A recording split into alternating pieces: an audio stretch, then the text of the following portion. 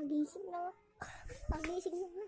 Ang gatat na pagkalat naman dito. Gising ko muna.